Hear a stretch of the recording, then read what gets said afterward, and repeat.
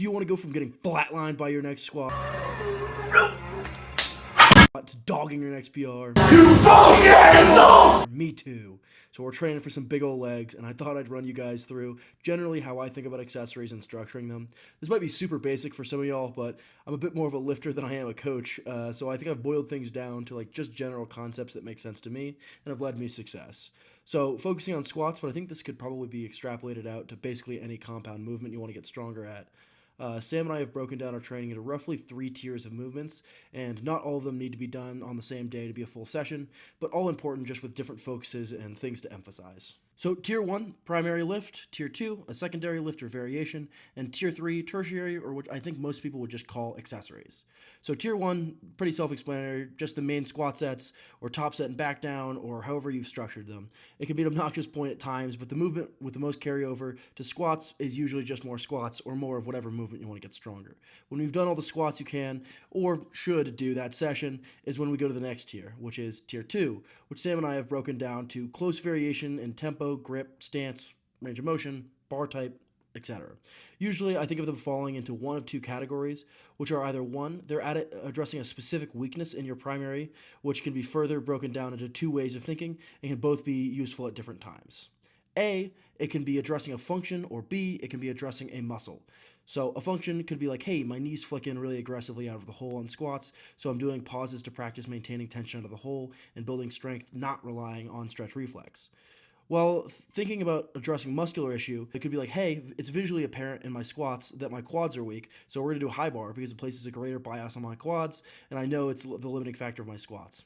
Obviously, these 2 things have tons of crossover. Pause squats are obviously training a muscular weakness, and high bar squats can definitely address a function and form in your squat. They're just different ways to break down exercise selection.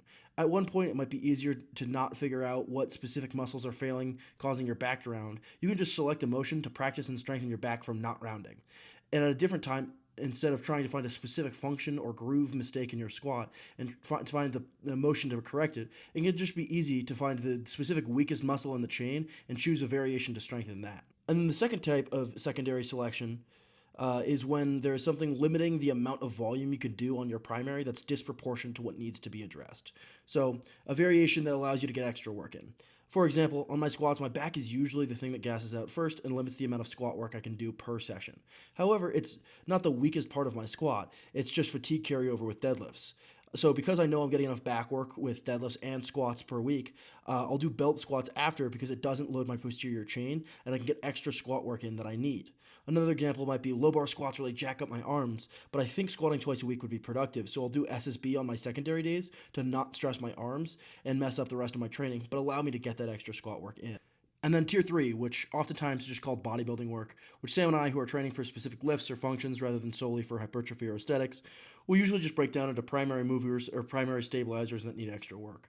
We'll use bench as an example because it's a simple one. So primary movers would be chest, triceps, and shoulders, with a primary stabilizer that most people hit in tandem being upper back.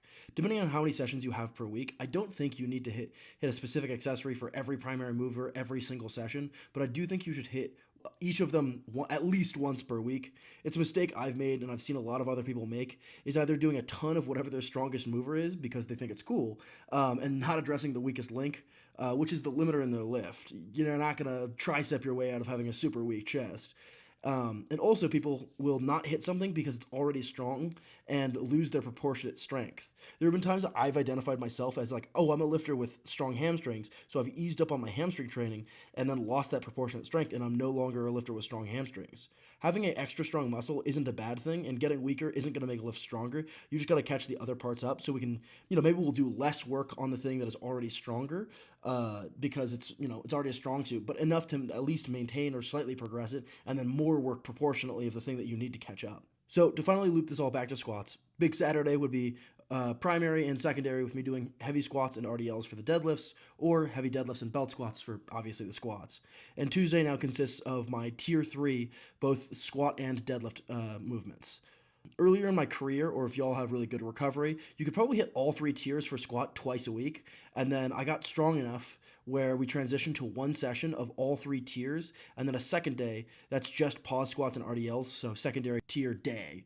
And then we transitioned to one of all 3 tiers once a week for both squats and deads. And then finally, we've made it to Big Saturday.